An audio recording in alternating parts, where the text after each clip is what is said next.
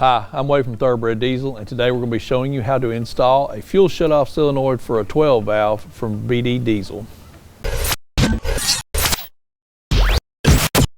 Today we're going to be showing you how to install a fuel shutoff solenoid on your 12 valve truck. So if your fuel shutoff solenoid's gone out on you and you're going out, pulling your shutoff solenoid up and then jumping in the truck, starting it, today's the day. Loosen up your pocketbook just a little bit. We're going to put you in a new fuel shutoff solenoid. Going to talk to you about all the aspects of this. Going to try to give you a few diagnostic tips on trying to figure out whether your fuel shutoff solenoid is actually bad or not, or if it's something else electronic in the truck that's going on with it. So let's go ahead and get started. With the BD shutoff solenoid, the nice thing about this kit is not only do you get the new shutoff solenoid, and also going to come with full setup instructions as well here, but this comes with the hardware to mount the shutoff solenoid and a new hardware pack. Now, the reason why I like the BD unit, this hardware kit, this really does, this eliminates the need for you guys that are doing 12 valve conversions, doing P-pump conversions on your VP trucks, for example. If you wind up buying a core pump like this one and somebody's robbed all the levers off of it for the shutoff, you get that in the BD kit, plus you get the solenoid that you're going to need. That's a really nice feature of this kit. What I wanted to do while I had this core pump out, I wanted to kind of show you what this shutoff solenoid looks like on the pump and what its actual functionality is, where it's a little bit clearer for you to see it before we get in the truck and the shots are a little bit more cramped. So our shutoff solenoid bracketry attaches 2 bolts on the top of the AFC housing and then 1 in the back here at the governor housing. This is the bracket that the shutoff solenoid actually attaches to. There will be 2 bolts here that attach it. The shutoff solenoid sits on the top of it. This bracket is the shutoff lever. The shutoff lever already on the side of the pump there. This attaches with the 2 bolts for this standard. So the shutoff lever, when this is up, this is fuel flow. When this is down, this is fuel stop. So with the bracket, the way it sits right here, your shutoff solenoid, with this being the fuel stop or no fuel, your shutoff solenoid is there on the lever and then attached to your top plate like this. Then when you go to start the truck, what happens is there's 2 12-volt signals that go to it. One is the pull up signal and the other is the hold up signal. So when you turn the key on in the truck, this is energized and ready to hold the lever up. When you begin to crank the truck, a signal goes for pull up. At that time, the shutoff solenoid draws the lever up. The 12-volt signal that's there holds it, and then you have a running truck. When you shut it off, the 12-volt goes away, lever goes down, truck shuts off. So that's just a rough way to explain it, but nice to show you outside the truck before we get into the truck. These shutoff solenoids from BD, right from the factory, they're already adjusted, they're ready to go. As the shutoff solenoid gets more miles on it, you'll want to readjust this to keep the tolerance correct. That's all in your manual for the hold up magnet to make sure that it doesn't wear out and you're having other problems with your shutoff solenoid. So we're going to show you the failure inside the truck behind me, and we're going to show you how to install this BD shutoff solenoid. So let's give you a rough diagnostic tree or trying to figure out what's going on with your fuel shutoff solenoid on your 12 valve truck. So if you're here because you're having to, every time you start the truck, you have to get out and pull the lever up on the fuel shutoff solenoid, then jump in the truck and start it, you've bit the bullet, you're going to go ahead and put a shutoff solenoid on it. Well, let us talk through the diagnosis first on this for you, because it may not be your fuel shutoff solenoid, maybe something else going on with the truck that might be a little bit of an easier fix for you. So first off, good battery condition. You have to have good batteries. These batteries are load test good, both of them good. So, you know, that's step one with this. Two, let's talk about the general components of the system, or the electrical components of the system. So back here on the, against the firewall, there's two relays here. There's a smaller one and a little bit taller one. Your taller relay is the relay that controls the functionality of the fuel shutoff solenoid. Fuel shutoff solenoid is at the back of the injection pump right here. There is a large 3-wire connection that comes out of the main engine harness right here. So we're going to test the functionality of this and just show you what's going on. So what I'm going to do real quick is I'm going to talk about what's going on with this truck, just like I talked about at the beginning of the shot here. The truck right now, there are two phases of power in a fuel shutoff solenoid.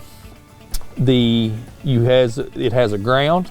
It has 12 volts going to it, that is the hold-up power, and then it has 12 volts that comes in when you're cranking on the truck, and that is the pull-up power. Okay, so I'm going to show you that with a test light. You have to test this at this connection. So let me go ahead and get the connection separated here for us. And to separate it, you just pull up on the clasp and then separate it. So you want to get your harness, your main engine harness here, to where you can test it and kind of look at the wire coloring here. And that'll give you a general idea of what you've got here. So I've got a black, a red, and a green one there. So my black is going to be my ground. So what I'm going to do first is I'm going to take a test light and I'm just going to check my ground. Now again, this isn't exact amperages or anything like that. This is just a rough diagnostic on it. So I'm going to take my test light, move my test light over to the positive side. So I'm going to test my ground right now. Ground will be good without the key on. So I'm going to check it. I've got a good ground. So my ground's good and strong. My light's bright. Now I'm going to go over to positive side, and what I'm going to be looking for is I'm going to be looking for my holding power. So with the truck with the key on, we should have power at the holding pin. So right now should have power there, which I do. So the green wire is our holding power. So this is the power that will hold the fuel shut off solenoid up, and we want to make sure that we've got good power there.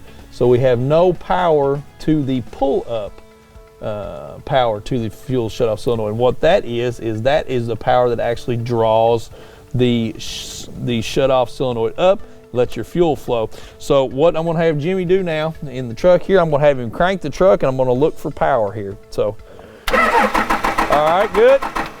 So we've got power. That means the signal is going to the fuel shutoff solenoid for the solenoid to come up, and it's not doing that. Okay. All right, so we've got our power, we've got ground. So we know that the fuel shutoff solenoid is getting the signal to come up. It's not coming up, so we know that we've got a faulty fuel shutoff solenoid. So now we're going to go ahead and replace it. Again, I've got my wiring harness off there. I don't see any broken wires there or anything like that, nothing burnt, so I know that we're okay there. So I'm still going to attack this as removing the fuel shutoff solenoid. So we're going to get some lights set up and get you on a GoPro shot here of everything and get ready to remove the solenoid. So I wanted to show you the clip that is on the fuel shutoff solenoid, right? So what I'm going to do here is I'm going to kind of zoom right in on the fuel shutoff solenoid here. So here's our fuel shutoff solenoid, looking at it from the top side. You got this blue, and yours may not be blue. This one has been replaced, but that blue wiring cover that's covering that, there's the top of the solenoid itself. But let's look down at the rod where it connects, and you can see in this shot, right here in the shot, you can see the gray boot of the fuel shutoff solenoid, just like we showed you on our opening shot here. What I'm going to do is I'm going to show you on the pump. You can see the gray boot coming into the center of this shot, and I'm going to keep on the center of the shot with the boot. I'll let the camera readjust, and we'll come in just a little bit closer. That clip in this shot is going to have to be removed. Just a regular cotter pin or a cotter pin clip, so just simply pull it out. That's pretty well self-explanatory. So we're going to pull that pin out before we begin to remove the solenoid. You know, not the easiest shots here because you've got just this main wiring loom that comes over top of it, but there's two 10 metric bolts like we showed you on our opening shot on the other side, so I'm just going to go ahead and run those out. There's no nut on the back side of this on this particular plate style, so you just simply run your bolt out and you're good to go there. And then on the other side there is another bolt, 10 metric, same way. Just use yourself a universal on the other side. I'll point to it real quick before I put my head in the shot. Right there. So we'll go ahead and get started with removing that one as well. These are the only two bolts that hold the shut-off solenoid in, or to the plate. So I've got my hand on the rod here at the bottom. I'm just going to go ahead and pull that off the shut-off lever, and our solenoid just simply comes straight up and out.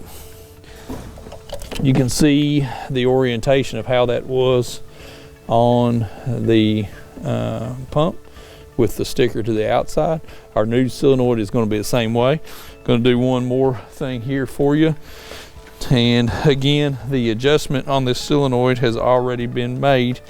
You can check the length of these together. You're good to go there. You need to make an adjustment on this. The instructions that come with this will talk to you about adjustments that need to be made if it comes out of adjustment. If you start to have problems with a no start and you've got a good signal there, the adjustability, you will loosen the lock nut here and then adjust the length of the rod with this, then set the lock nut back on it. So when we orient this back on the pump, we want the sticker to the outside, just like so. First thing I want to talk about is the bolts that hold the shut-off solenoid to its mounting bracket. There are lock washers that come in your kit. You'll notice that when you took your bolts out. Make sure that you have your new hardware ready with the lock washers on it. I'm going to set that to the side. Now we're going to go ahead and put our new solenoid in, again with a sticker to the outside, just like it came out. Past our lines here. And what I'm going to do is get it in the horseshoe shaped cutout in the framework and just kind of get it generally oriented. And now I'm going to snake my hand down here and go to the actual rod itself, and I'm going to put the end of the shutoff solenoid on the shutoff rod of the pump. So I'm going to go ahead and do that now, just like so. Then the solenoid is lined up on the bracket and ready for its bolts. I'll pull this wire out of the way, and I'm going to get one bolt started for us, if I can.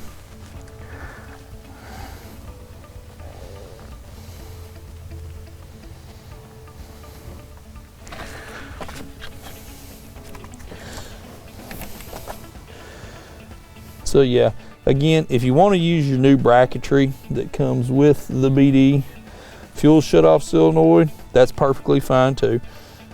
You know, take you a little bit more time, a few more bolts to pull out, no problem. Includes the lever if you decide to go that way out as well. But you know, this shutoff solenoid here, everything is the same. So we're going to go ahead and just use our stock bracket back. Saves us a little bit of time. No differences in the sizing either, and we showed you that with the comparison of our two shutoff solenoids. All right, so now we're going to go ahead and put our clip back on our shutoff rod here.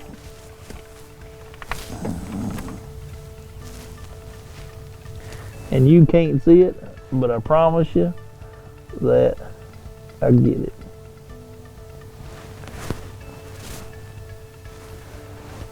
That was one thing on this truck. I put the pin back in it for our shot on how to disassemble it. And this is by far the hardest part of this job is getting the pin back in, but there you go. And now we just finish it off by go ahead and hooking our electrical up.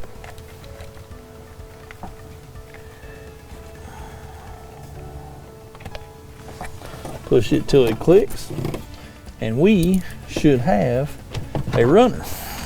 Let's check it out. With everything on and our pin up, we should have a runner.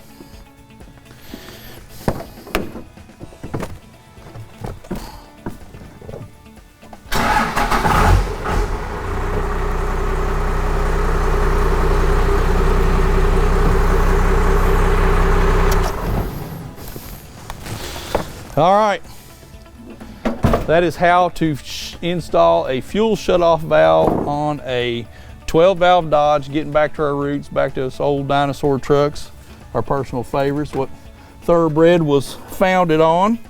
So if you have a question about this installation or any of our other installation videos, give us a call, like and subscribe to our channel. Hit us up in the comments if you want to tell us about your old trusty 12 valve. We'd love to hear about it. Thank you for watching.